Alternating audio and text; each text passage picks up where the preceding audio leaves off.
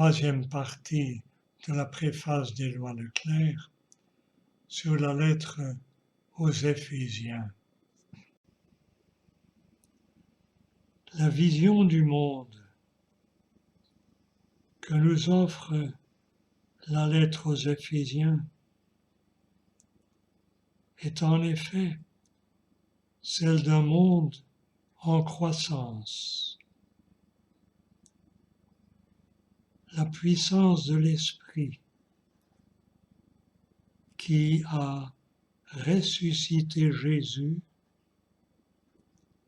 est maintenant à l'œuvre dans le monde. C'est une force de vie et de résurrection.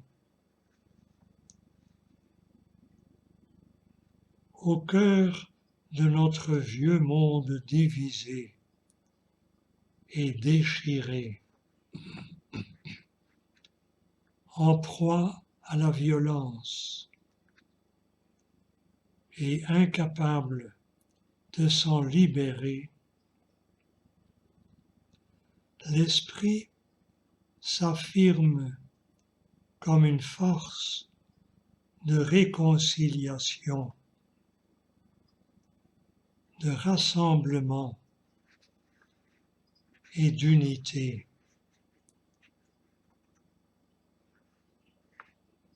Il ouvre à nouveau le chemin de l'homme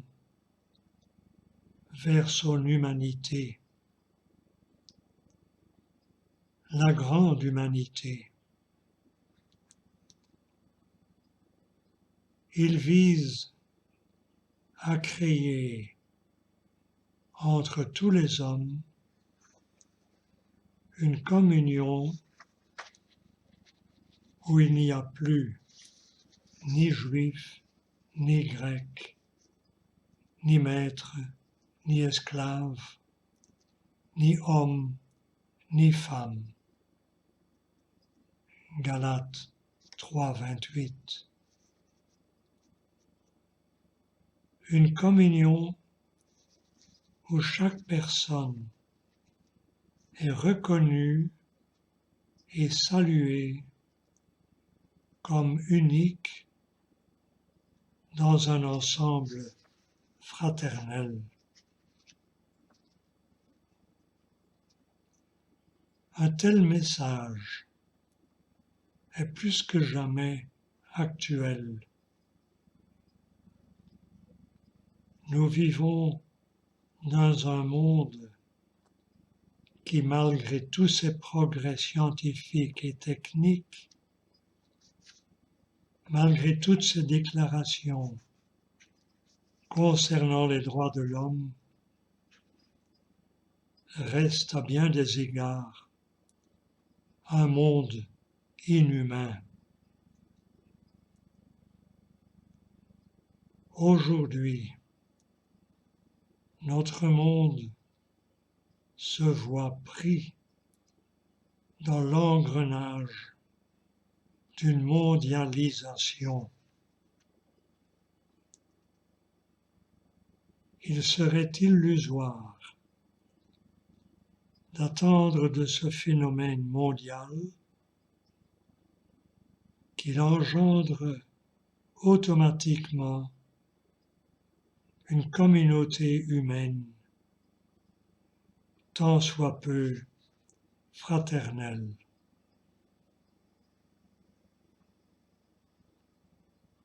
Laissée à ses seules possibilités, notre humanité risque de se retrouver sur des chemins encore plus déshumanisants. Le danger d'un tel phénomène est en effet d'aboutir à une globalisation uniformisante dans laquelle les personnes comme les communautés seront laminées dans leur âme et leur culture et réduites à un collectif anonyme manipulé par les puissances d'argent.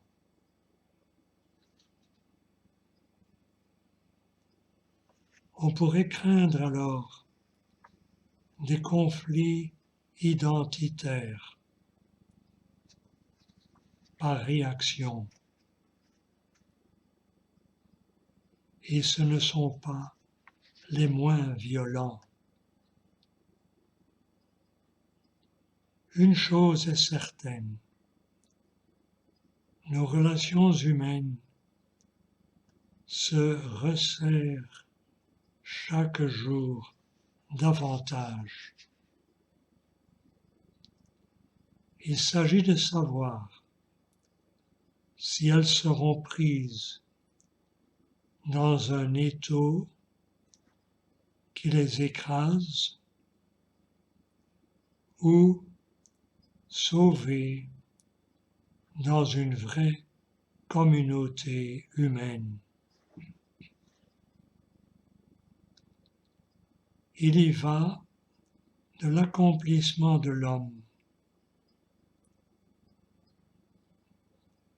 Comment l'homme peut-il s'universaliser sans se dépersonnaliser?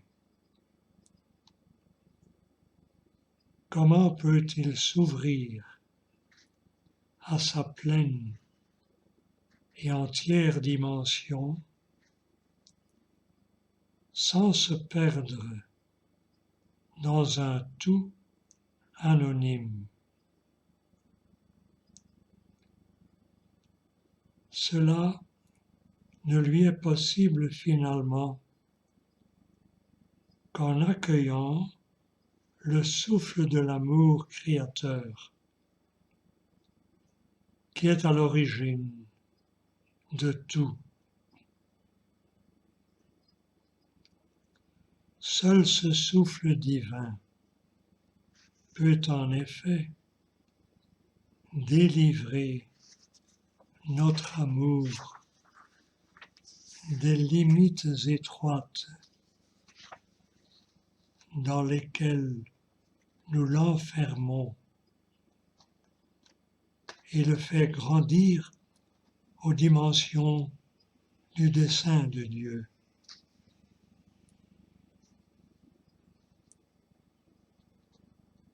Il ne suffit pas en effet de proclamer les droits de l'homme et la fraternité universelle pour que cet idéal se traduise dans les faits. Les bonnes intentions et les plus belles déclarations se heurteront toujours à la passion du pouvoir, à l'avidité de l'avoir, à la fascination de l'argent et de la jouissance. C'est le cœur de l'homme qu'il faut changer. Et comment peut-il se changer lui-même? Où trouvera-t-il cette force de renouvellement, sinon en s'ouvrant au grand souffle de l'amour créateur et divinisant qui s'est manifesté dans le Christ? Seul cet amour qui nous a créés peut faire éclater notre petit univers. et libérer la capacité d'amour qu'il a mise en nous. C'est dire l'actualité du message de la lettre aux Éphésiens. Le monde dans lequel je vis est un monde fermé, écrivait Chagall. Plus que jamais, il nous faut apprendre à vivre dans un monde ouvert, ouvert au souffle de vie et d'amour qui transcende nos frontières. Lui seul peut nous rassembler dans le respect de nos différences et créer entre nous une vraie communauté à l'image de la communion trinitaire où chacune des personnes est reconnue et aimée dans l'unité d'un seul Dieu.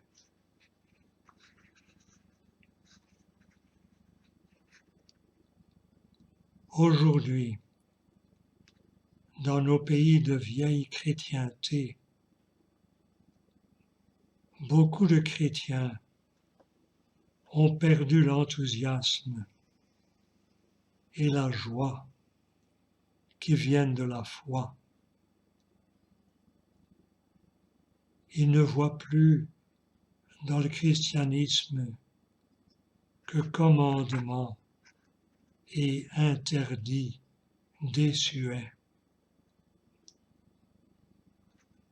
Face à cette situation, il nous faut retrouver l'élan et l'allégresse de la bonne nouvelle. Comment? En découvrant à nouveau le dessein de Dieu dans sa jeune splendeur.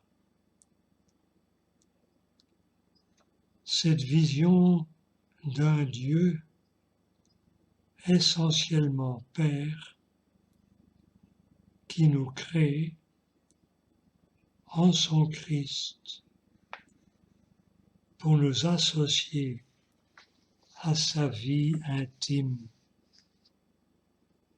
et à sa joie divine d'exister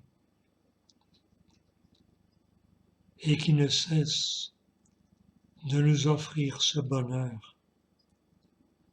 cette vision-là nous délivre de toutes nos solitudes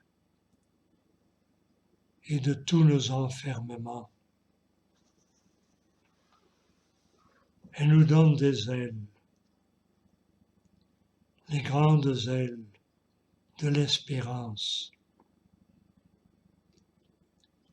Portés par ce grand amour, nous nous ouvrons à un projet d'avenir qui confère à l'homme toute sa taille, toute sa grandeur. À vrai dire, nous retrouvons l'élan de l'amour créateur qui nous rend capables de réaliser une communauté humaine, fraternelle, à l'image de Dieu et dans la communion à sa vie. Fin de la préface.